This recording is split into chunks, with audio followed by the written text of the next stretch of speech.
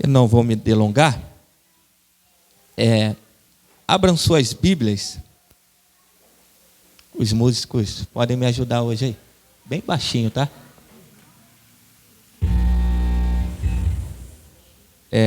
Carta. É o cabo. Colossenses, capítulo 3.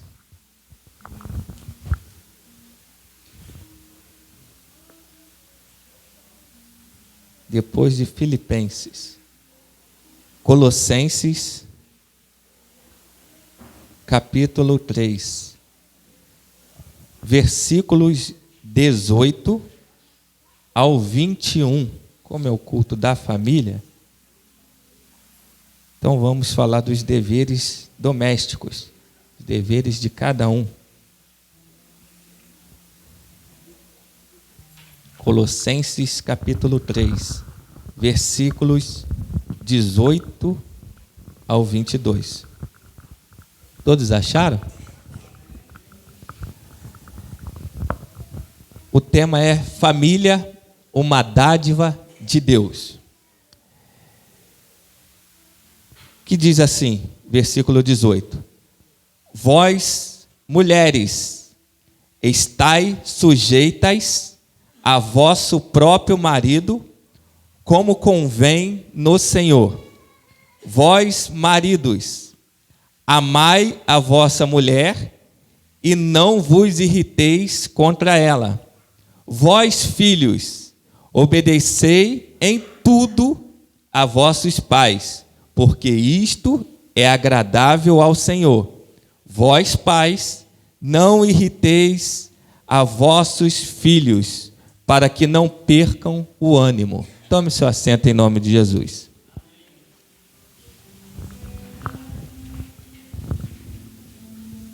Meus irmãos, estamos no culto da família e sabemos que a família ela vem sendo bombardeada de todos os lados.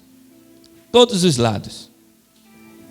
E o texto que eu acabei de ler, Paulo trata dos relacionamentos do contexto familiar. Sabemos que os relacionamentos familiares passam por grandes crises em nossos dias. Se você pesquisar um índice de separação conjugal, já chega em 50% em alguns países. Mas por que, Rafael? Porque a família está em crise. E se ela está em crise, isso começa a afetar a igreja. Porque a igreja é constituída por famílias. E se a igreja não estiver bem, consequentemente, o mundo ele vai de mal a pior. E nós sabemos que a família é dádiva de Deus. E Paulo orienta através desta carta de como ter uma família abençoada na presença de Deus. Ele fala dos deveres de cada um dentro da família. No versículo 18, Paulo ele começa dizendo: Vós, mulheres, estai sujeitas a vosso próprio marido. Em outras traduções, vós, mulheres, sejam submissas a vossos maridos. Essa palavra submissão, ela foi anos compreendida, foi anos mal interpretada. Porque submissão não significa que a mulher é inferior ao marido. Não. Efésios capítulo 5, versículo 21 diz assim: Sujeitai-vos uns aos outros no temor do Senhor. Ou seja, sujeitai-vos uns aos outros no temor do Senhor. Gênesis capítulo 1, versículo 27 diz assim: E criou Deus o homem à sua imagem, a imagem de Deus o criou, macho e fêmea. O que o texto está nos mostrando? O texto nos mostra que a mulher não é inferior ao homem. A mulher não tem menos valor do que o homem. Não. Ambos são iguais, porém com deveres diferentes. O homem é o cabeça da casa, e Cristo é o cabeça da igreja. E o que submissão ela não é? Submissão não é escravidão, não é. Submissão ela não é uma autoridade ditatorial ou tirano, não, esquece isso. Mas sim uma liderança sábia e amorosa. Isso é submissão. O que ela não não é uma escravidão. Isso não quer dizer que o marido tem que pisar na esposa, que o marido tem que ser arrogante com a esposa. Não, porque a esposa não foi tirada da sola dos pés do marido, foi tirada da costela para andar lado a lado com ele. Submissão não é escravidão. Mas então, Rafael, o que é submissão? Quer dizer que a mulher, ela tem uma missão dentro da missão do marido. Ou seja, ela é sua ajudadora, ela é sua companheira, ela é aquela que apoia nos momentos difíceis, nos momentos complicados da vida. Então a mulher, ela foi tirada da costela do homem para andar lado a lado com ele. Ela é a sua adjuntora, ou seja, no grego, aquela que te olha nos olhos. Então a mulher, ela tem um papel muito importante na vida do homem. O que seria de mim, o que seria de você sem as mulheres? Nós não seria praticamente nada. Não. Então, o marido, ele tem que entender que submissão significa que a esposa tem uma missão dentro da missão do marido. É estar ao lado dele para juntos desenvolver uma missão. Preste atenção. Juntos desenvolver uma missão. Não é um para cada lado, é juntos. E ainda falando de submissão, precisamos entender que isso está no imperativo. Olha só, vós mulheres, sejam submissas a vosso próprio marido. Está no imperativo, não é um pedido de Deus, é uma ordem. Rafael, mas o meu marido me irrita em casa. Seja submissa. Mas o meu marido ainda não é cristão. Seja submissa. Mas o meu marido não me acompanha para a igreja. Seja submissa. Rafael, às vezes o meu marido, ele chega dentro de casa, abre o guarda-roupa e ele tem muitas camisas boas e ele escolhe sempre a do Flamengo, igual eu. Quando eu vou lá fora, a primeira coisa que eu caço no meu guarda-roupa é uma camisa de time de futebol. Para o homem é mais fácil. Você abre o guarda-roupa assim, eu escolho do time de futebol porque não precisa passar. Então o homem é diferente. Mas a esposa não. A esposa, ela quer que o homem pegue aquela camisa, tudo direitinho. O homem não. O homem quer ir pelo caminho mais fácil. O homem já é mais assim, largado. Então Paulo, ele está dando essa orientação.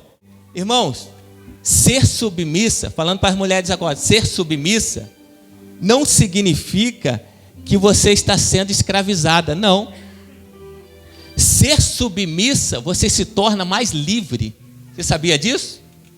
Porque as ordenanças divinas não são para nos escravizar, mas para nos libertar.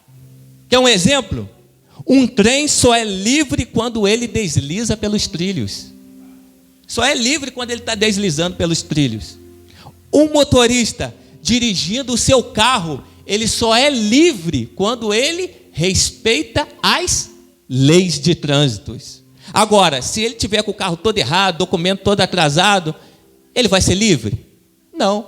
Então, ser livre é obedecer às leis. E o que Deus está dizendo aqui?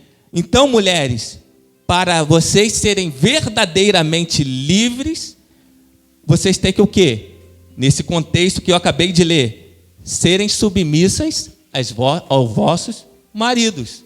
Então, quanto mais a esposa é submissa ao marido, mais ela se torna livre. Então, submissão não é um jugo. Quando você obedece, você se torna mais livre. É liberdade. Aí o versículo 18, continuando no versículo 18, parte B. Se você tiver com a Bíblia aberta, pode me acompanhar. Como convém no Senhor.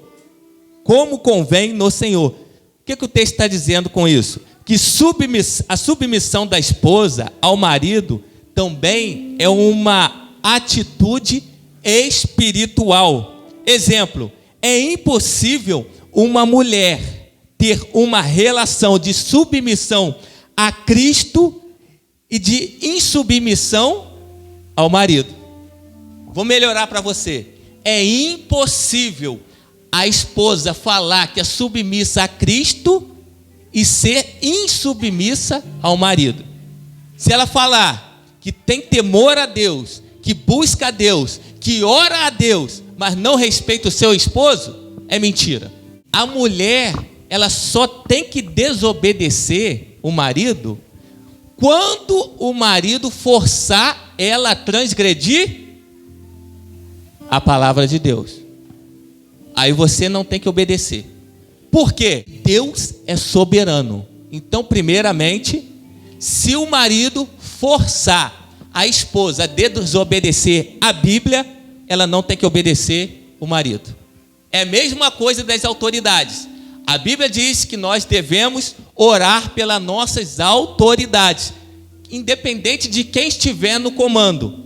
Mas, desde que as autoridades, os governantes, não criem uma lei contra a palavra de Deus, aí não devemos obedecer.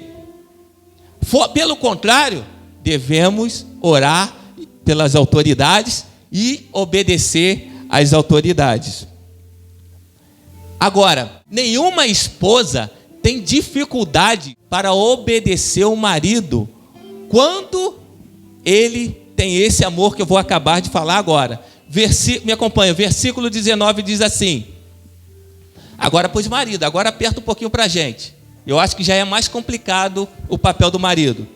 Vós, maridos, amai a vossa mulher e não vos irriteis contra ela. Mas eu quero frisar primeiro a parte A. Vós, maridos, amai a vossa mulher. Está no versículo de número 19. Só que o que precisamos entender aqui? Que esse amor não é qualquer amor por aí. Só que esse amor aqui é o amor ágape. E que amor ágape é esse? É o amor que Cristo tem pela igreja. Aí já se torna mais difícil. Mas qual é o amor que Cristo tem pela igreja? Como é que é esse amor? Significa que é um amor perseverante.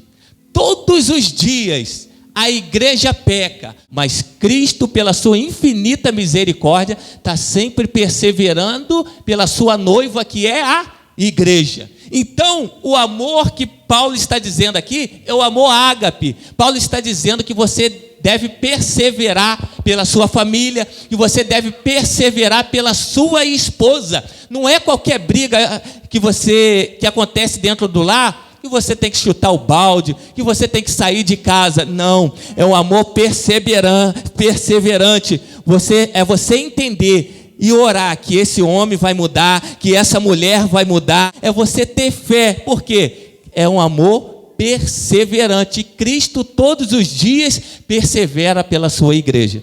Já pensou? O primeiro pecado que eu cometesse, Cristo já me largasse? Não. Porque é um amor perseverante, é um amor insistente. Então Cristo não desiste da igreja. E é esse mesmo amor que Cristo quer do marido para a esposa. Um amor perseverante.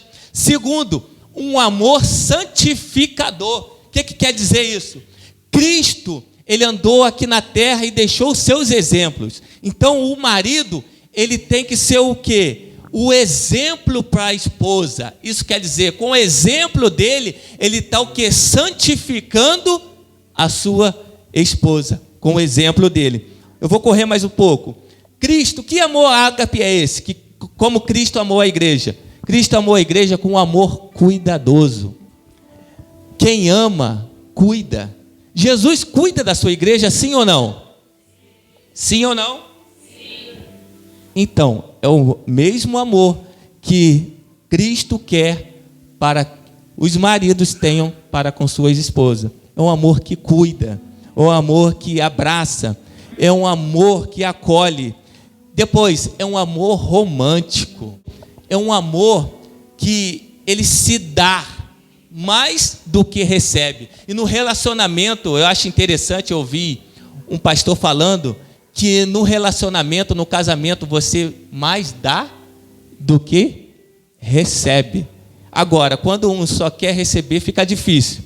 Então, mais dá do que recebe. É um amor romântico. Há quanto tempo você, eu, não saímos para dar um passeio? Não saímos com a nossa esposa? Ah, Rafael, eu não tenho dinheiro. Não é possível que ninguém tenha dinheiro o suficiente para ir lá no jardim, tomar um sorvete, tomar um açaí, lá na barraquinha da Liette, que ela abriu um negócio, que Deus está abençoando ela. Não é possível que ninguém tenha. Aí não, a pessoa fica presa dentro de casa, um olhando para o rosto do outro, e depois vem as crises, não sai. Mas eu acho interessante que no namoro é rosas para lá, é rosas para cá, caixa de bombom, eu te amo, o tempo todo no telefone, falando até de madrugada, mas e depois? Então Paulo está dizendo isso. Tem muitas pessoas que vão olhar, mas Rafael, você pregando isso no culto, irmão, estou pregando a Bíblia. Quem instituiu a família foi o próprio Deus. Então não seja religioso o suficiente para dizer que o irmão está falando sobre casamento na igreja. É por isso que as famílias estão doentes. É por isso que está tendo muito divórcio dentro da igreja. Porque o que é para ser pregado, ninguém prega. É por isso. Porque as famílias estão doentes. Então, é um amor romântico. E depois, é um amor sacrificial. O que Cristo fez pela igreja? A igreja é a noiva de Cristo. O que Cristo fez? Entregou a sua vida por ela, lá na cruz do Calvário. Então é um amor sacrificial que o marido tem que ter pela tua igreja. É o mesmo amor que Cristo amou a sua igreja. Vamos para o versículo 19. Versículo 19, parte B. Que diz assim: e não irriteis contra ela. O que isso significa? Não irriteis contra ela. Significa que não devemos agredi-las com palavras que machucam. Eu ouvi alguém dizendo: preferiria tomar um tapa do que ouvir o que ele me falou.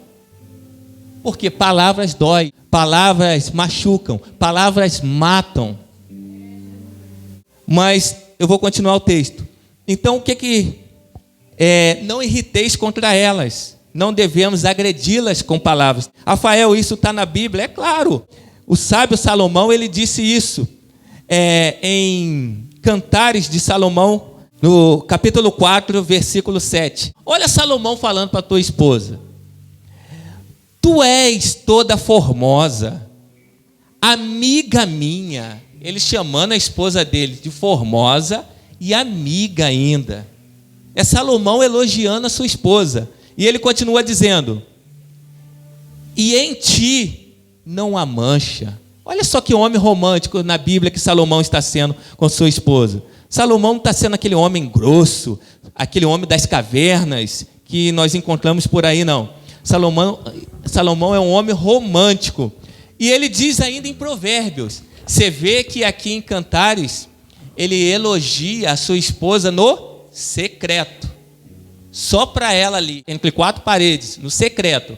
Aí já em Provérbios, que também foi Salomão quem escreveu, capítulo 31, versículo 28 e 29, olha o que diz: levantam-se seus filhos e chamam-na bem-aventurada, como também seu marido, que a louva, dizendo: muitas filhas agiram virtuosamente, mas tu a todas és superior. Olha o elogio de Salomão para sua esposa. Ele elogiou primeiramente no privado, dentro do seu lar, e depois publicamente. Aqui eu aprendo uma lição com Salomão. Salomão nos ensina que duas lições maravilhosas.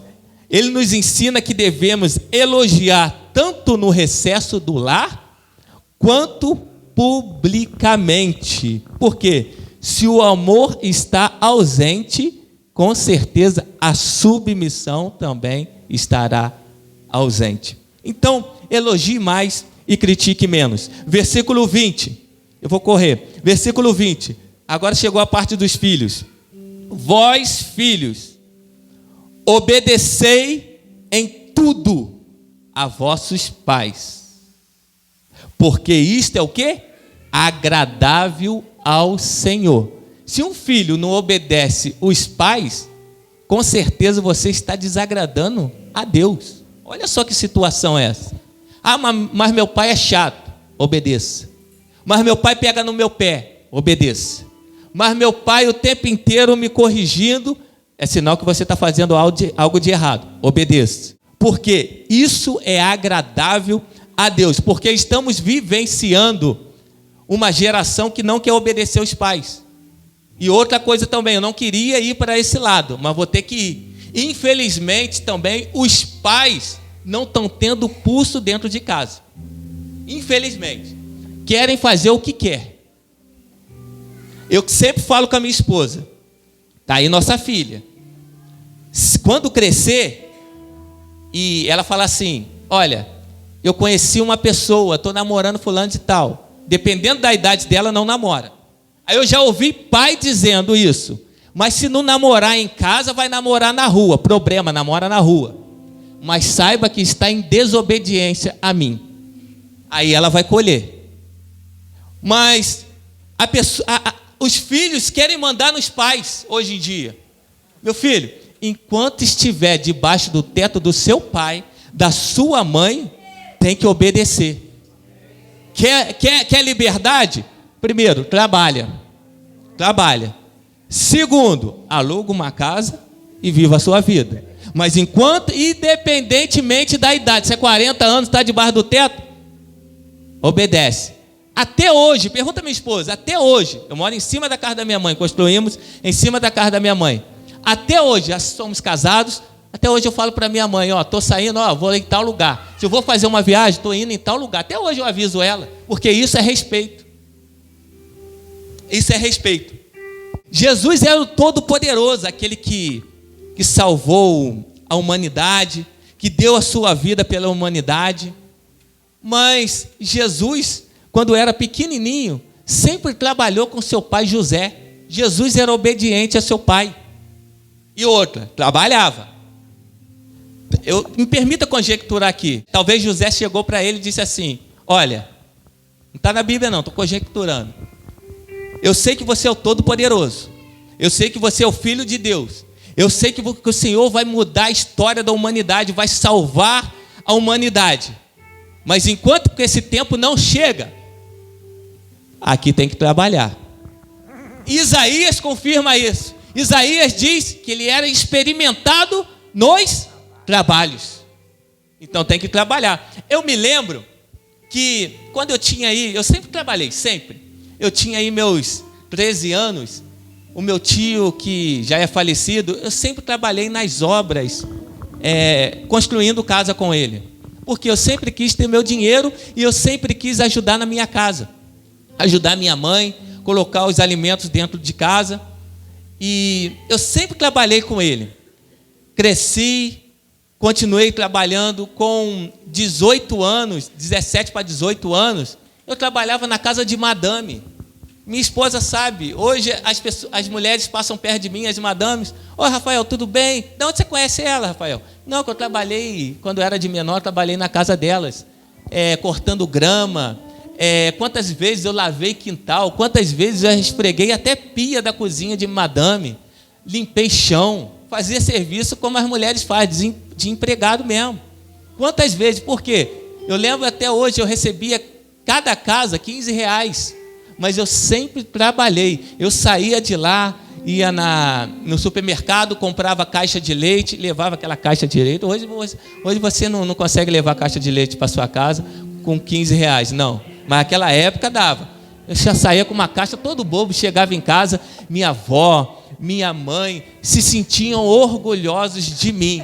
E às vezes, quando eu queria um dinheirinho para sair, naquela época, sair para o baile funk, sair para o pagode, quando eu não tinha, eu pedia a minha avó, falecida da minha avó. E minha avó sempre falava assim para mim, eu te empresto dinheiro sim, porque eu sei que você é honesto, você paga. O meu irmão, ela não gostava de emprestar não, porque ela chegava para mim e falava, ele sempre me pede e não paga, então para ele não vou emprestar. Mas para mim não.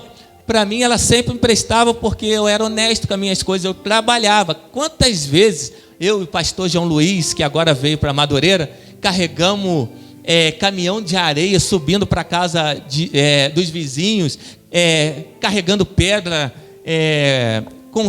dentro de sacos. Quantas vezes carregamos balde de massa para ganhar nosso dinheirinho. E hoje, eles não querem trabalhar e ainda querem mandar dentro da casa. Aí não, meu filho. Aí fica difícil. Primeiro, você quer ter sua liberdade? Trabalha.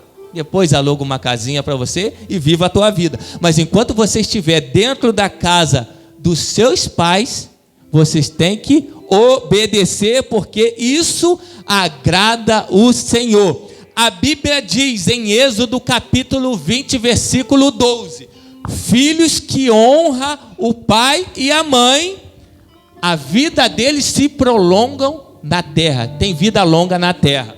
Ou seja, o que o texto está dizendo? Em Êxodo capítulo 20, versículo 12: filhos que não obedecem pai e mãe, morrem cedo. Quantos filhos sofrendo? Quantos filhos que poderiam evitar de certas angústias, certas decepções, certos sofrimentos, se tivessem obedecido os pais e ter dado o quê? Ouvido. Não teriam sofrido, não teriam. Mas vamos lá. Versículo 21. Vós pais, não irriteis as vossos filhos. Agora vai falar para os vossos pais não irritar aos vossos filhos. O que significa isso? Primeiro, como eu irrito o meu filho? Primeiro, quando não se tem uma coerência. Falam uma coisa e vivem outra. Meu filho, não bebe. Vai te obedecer? Não. Porque você está bebendo, porque você é espelho dele. Meu filho, não roube.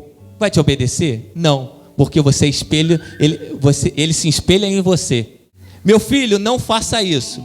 Mas o seu exemplo está sendo para que ele entenda, ele não venha fazer isso? Então seja exemplo. Então a gente tem que tomar cuidado. Segundo, quando não há um diálogo, pai para filho, Absalão chegou a preferir a morte por causa do silêncio do pai Davi. Olha que situação. Às vezes o filho quer se abrir com o pai, conversar com ele, para ver o que ele está passando, para expor para ele o que ele está passando. O pai não tem tempo. O pai tem tempo para tudo, mas menos para o filho. Chega dentro de casa, está fazendo uma coisa, aí não dá atenção para o filho, está fazendo outra coisa. Vamos correr que eu quero terminar. Aqui eu vou terminar. Terceiro, quando os pais não têm tempo para seus filhos, para ouvi-los e ajudá-los em suas necessidades. Filhos têm necessidades e o pai tem que ser um amigo para esse filho. Quarto, quando os pais comparam um filho com o outro, isso daí irrita completamente um filho. Quando você fala, meu filho fulano de tal não me dá trabalho, o outro já dá. Eu já ouvi uma pessoa dizendo, esse daqui é uma bênção, mas esse daqui é a cruz que eu carrego. Ou seja, você está irritando o seu filho. Vamos continuar o texto. Quinto, quando os pais brigam o tempo todo e desfazem os laços do casamento pelo divórcio. Como isso atinge os filhos? O divórcio atinge. Você não sabe como isso afeta a mente da criança. Você não sabe como é que isso causa uma grande separação, uma grande confusão na mente das crianças. A separação dos pais, isso afeta muito. Já vi muitas crianças procurarem psicólogos por causa disso. No serviço eu tenho exemplos disso, porque o pai separou da esposa. E às vezes, irmão, tem jeito. Porque a Bíblia diz que o amor não acaba. O amor é eterno. Já vi gente dizendo que o amor acaba. Não, o amor não acaba, o amor se esfria. A Bíblia diz que o amor não acaba. Aí o versículo 21, parte B, diz assim: para que não percam o ânimo. Pais, não irriteis vossos filhos para que não percam o ânimo. E como é que o filho perde um ânimo? É quando um filho, ele chega todo animado. Pai, eu tirei 8 na prova. Aí o pai chega e fala, só isso? Pai, mas foi azul, tirei nota azul. Mas só isso? Você tinha que ter tirado um 10, rapaz. Você tem que estudar mais. Isso é desanimar o seu filho. Então quando o seu filho chegar, pai, consegui tirar X na prova, é azul. Meu filho, continue assim, continue estudando, mas eu sei que você tem capacidade para fazer melhor do que isso, porque eu confio em você. Então você tem que animá-los e não desanimá-los, né? É melhor você dizer assim: filho, eu amo você não apenas por aquilo que você alcança, mas por quem você é. Então, não desanime teus filhos. Família é dádiva de Deus. Quando nós seguimos isso, é impossível da família se desfazer. Cada um na sua função. Vamos ficar de pé? Eu quero orar pela tua vida.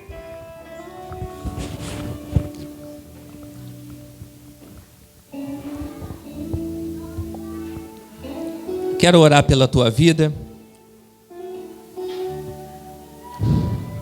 Pai, em nome de Jesus, tome esse homem, tome essa mulher, tome os filhos, Pai.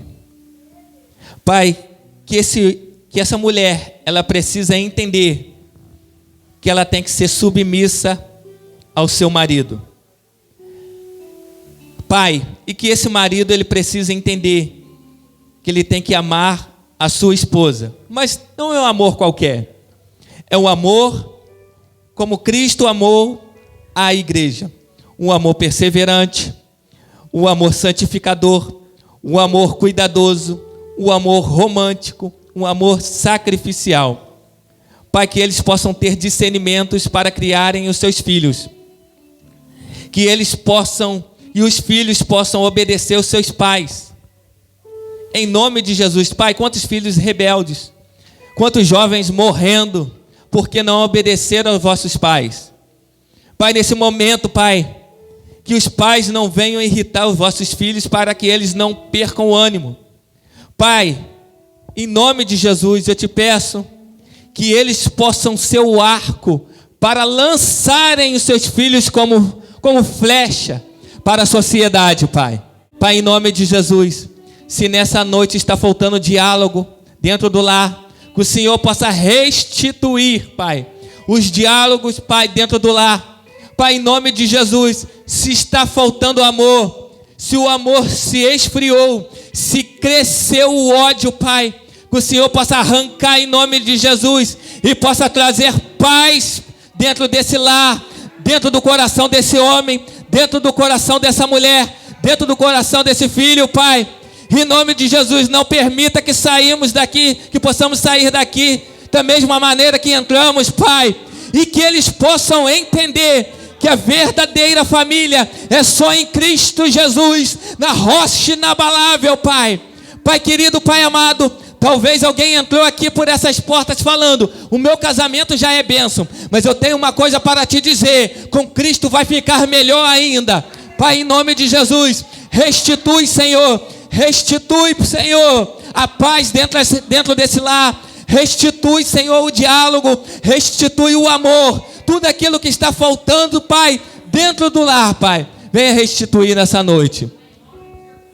Renova-me, Senhor Jesus,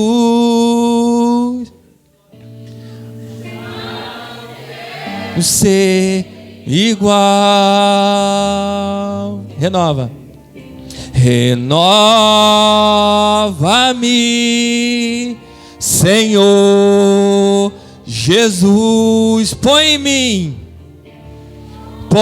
em mim teu coração, porque tudo que há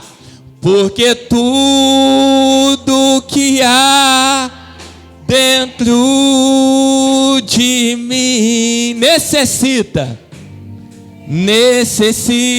ser mudado, Senhor, porque tudo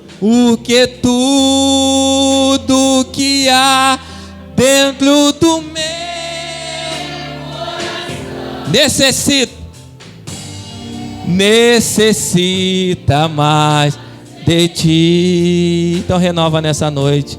Você que entrou por aquelas portas e ainda não conhece a Cristo como seu único e suficiente Salvador, hoje é noite oportuna. Se existe alguém aqui nessa noite que deseja aceitar a Cristo como seu único e suficiente Salvador, é só vir aqui na frente que vamos orar por você. Tem alguém nessa noite? Faça um sinal que queira vir aqui na frente e aceitar Cristo como seu único e suficiente Salvador. Se não tem, eu não vou insistir. Que Deus possa te dar uma nova oportunidade, é claro, se Ele não voltar antes, para arrebatar a sua igreja.